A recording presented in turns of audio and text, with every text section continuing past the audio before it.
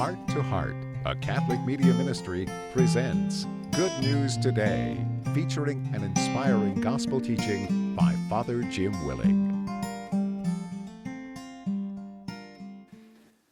A reading from the Holy Gospel according to John. Since the Passover of the Jews was near, Jesus went up to Jerusalem. He found in the temple area those who sold oxen, sheep, and doves, as well as the money changers seated there. He made a whip out of cords and drove them all out of the temple area with the sheep and the oxen, and spilled the coins of the money changers and overturned their tables. And to those who sold doves, he said, "Take these out of here and stop making my Father's house a marketplace." His disciples recalled the words of Scripture, "Zeal for your house will consume me." At this the Jews answered and said to him, "What sign can you show us for doing this?" Jesus answered and said to them, "Destroy this temple, and in 3 days I will raise it up." The Jews said, "This temple has been under construction for 46 years, and you will raise it up in 3 days?" But he was speaking about the temple of his body. Therefore, when he was raised from the dead, his disciples remembered that he had said this, and they came to believe the Scripture and the word Jesus had spoken. When he was in Jerusalem for the feast of Passover, many began to believe in his name when they saw the signs he was doing. But Jesus would not trust himself to them, because he knew them all and did not need anyone to testify about human nature. He himself understood it well. The Gospel of the Lord. Recently, I was visiting a parish, and the pastor confided in me that he was a little distracted by this large plant that was stationed immediately in front of the altar, and the plant was taller and bigger than he was. So he was having some difficulty in this obstruction of his view of the people at Mass, and he mentioned this to a few people, and they said, "Wait, Father, this is the way we've always done it here." Does that sound familiar? So he decided to move the plant would cause such a stir that it'd be better just leave that one alone. Doesn't that sound familiar, though? This is the way we've always done it here. Now, if you can get the picture of that sanctuary in your mind, you can appreciate this gospel where Jesus does a whole lot more than just move around the furniture and causes some stir that could register perhaps 5.5 on the Richter scale throughout all of Judea. To begin with, as always, a brief background information could help us appreciate what's happening here. This particular gospel episode about Jesus cleansing the temple takes place in John's gospel in the very beginning of Jesus' public ministry. Unlike the synoptic gospels of Matthew, Mark, and Luke, where this scene occurs immediately before Jesus' passion and death, almost suggesting it's another reason, perhaps the proverbial straw that broke the camel's back, that so provoked the Jewish leaders that they began to conspire his very death.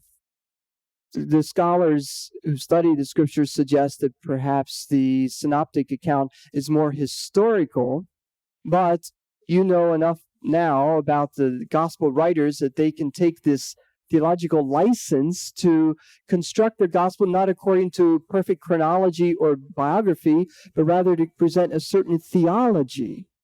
With that liberty, John places this scene of Jesus cleansing the temple in the beginning of his gospel to suggest this is what his ministry will be about. That is, transforming all of our religion, all of our life with the Lord. Jesus' ministry is about bringing new life and needed changes that bring that new life. The gospel begins by setting the stage. As John says, the Jewish Passover was near, so Jesus went up to Jerusalem. You might know that the Passover was the greatest of all the Jewish feasts of the entire year. It usually occurred about mid-April, much like our own Passion Week and Easter celebration. There was a Jewish law, in fact, that every adult Jewish male who lived within 15 miles of Jerusalem, they were obligated by the law to attend the Passover festivity in the holy city of Jerusalem. So we see Jesus making this pilgrimage to the holy city and to praying in the temple, as did not only the people of Jerusalem in the outlying territory, but in fact pilgrims from all over the world. William Barclay, in his commentary on this passage, suggests that more than 2.25 million Jewish people would often come to celebrate the Passover in the times of Christ. Isn't that amazing? 2.25 million people coming together to celebrate this great feast of the Passover. And the people who would come to the temple, we're told, as I now quote, came into the temple precincts. And Jesus, when he came upon people engaged in selling oxen, sheep, and doves, and others seated changing coins. Again, scholars suggest that all these above said activities were commonplace in the temple precincts. But let me describe what the temple precincts are, not to be confused with the precinct here in Cincinnati. The temple consisted of several inner courts, all leading into the Holy of Holies. There was first the outer courtyard that was called the Court of the Gentiles. So anyone was allowed here. And this outer courtyard, which is wide in the open, was the place where these animals would be brought and where coins would be exchanged, as I'll point out a little later. And then that led into the court of the Jewish women, and then another court of the Jewish men. They were highly sexist, of course. And then the inner court of priests, and which ultimately led to the small but beautiful golden niched building of the Holy of Holies that enclosed the Ark of the Covenant, which was the great commandments, the law of the Lord, you might remember. It was there, we believe, the presence of God dwelt. Now, in these outer courtyards, as I mentioned, this is where animals would be sold. And you might know that the temple is where people came to offer sacrifice to the Lord as their way of worshiping God. So that providing the animals in this courtyard was, in fact, a real service to these pilgrim people who came from many miles all around the world, obviously unable to bring along animals themselves. Furthermore, there would be these money changers, which were also necessary and very helpful to the pilgrims who did not have Jewish coins.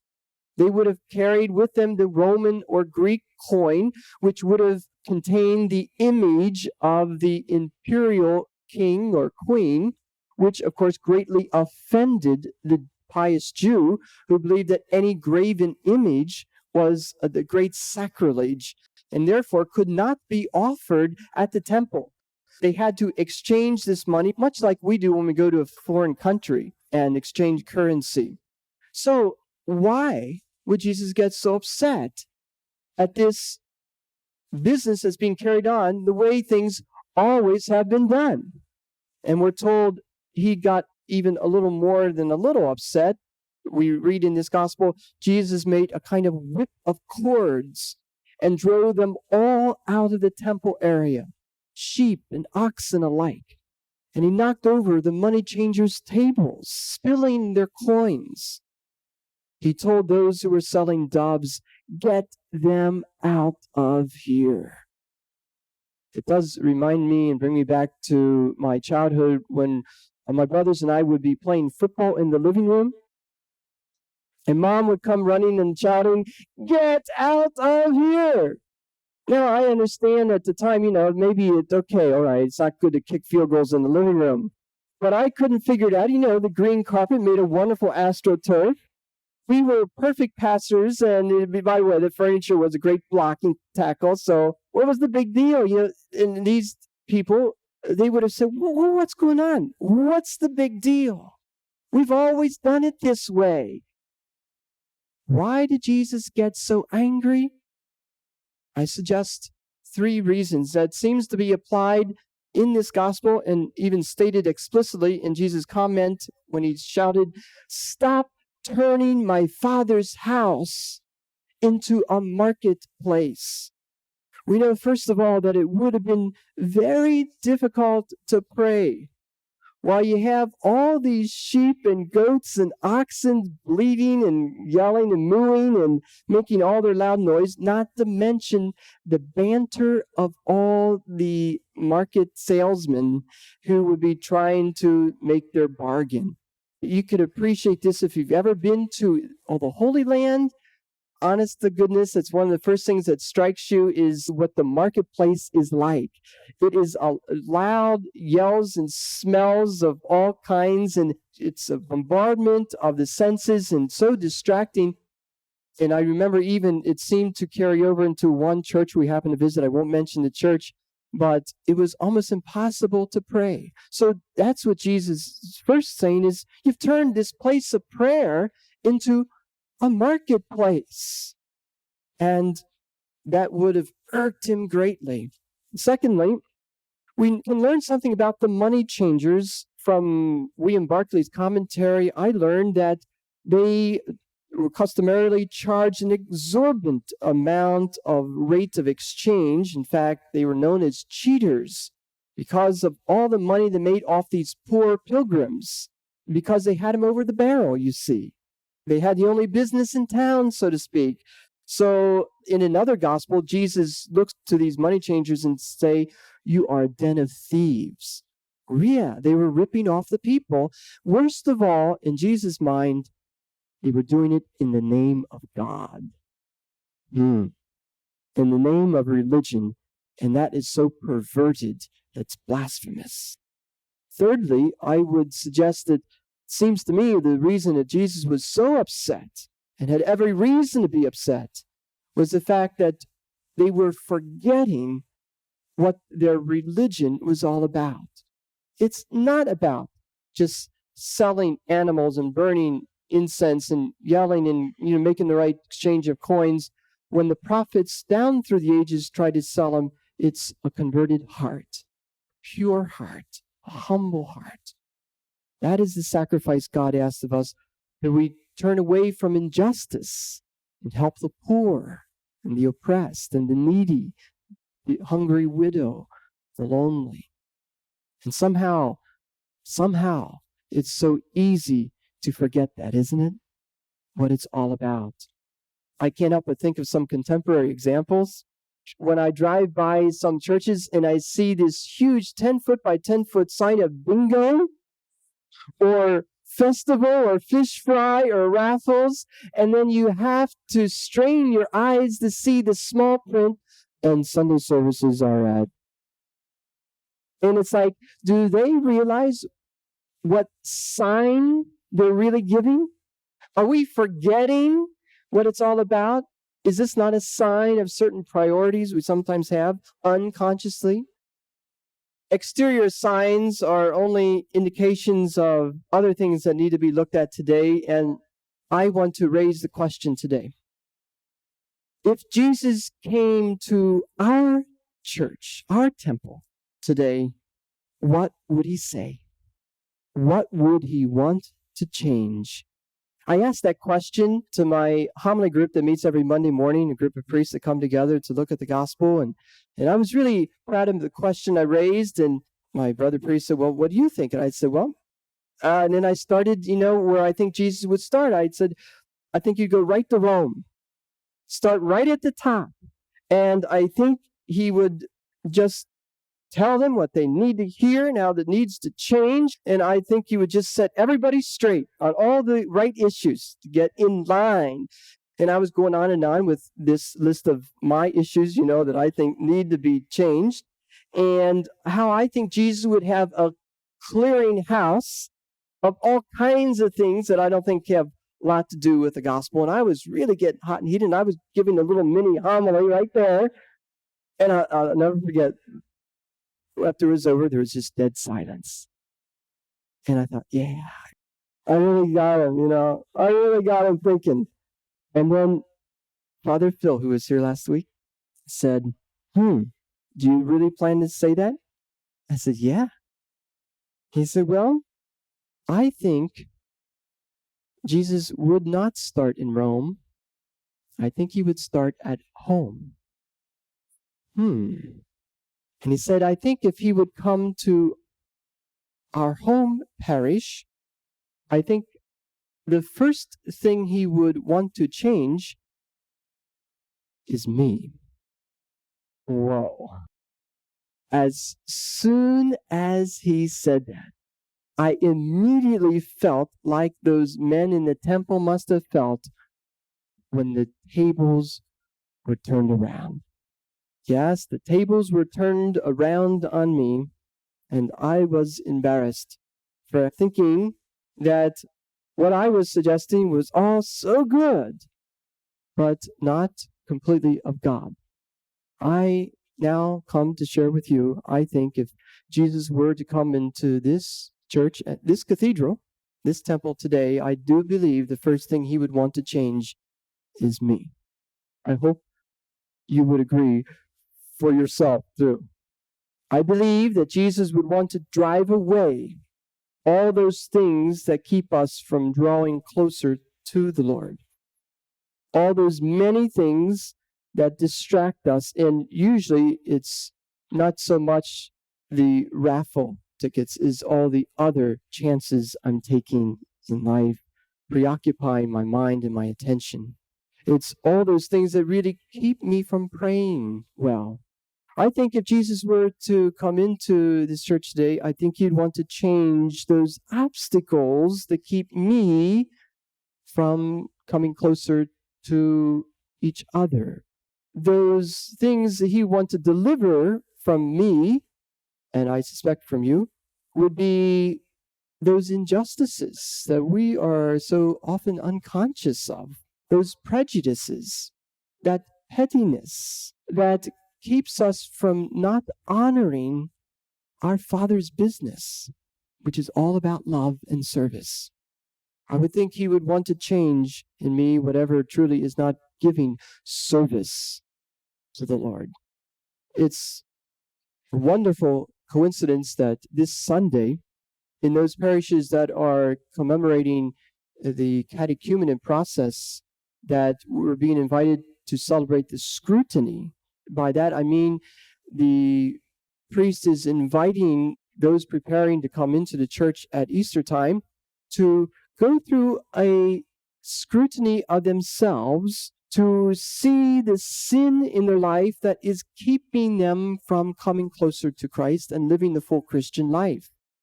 I think we all would do well to make that scrutiny ourselves, to see what is blocking us, those things that we've always done things this way in our own bad habits and bad thinking that needs to be challenged and changed.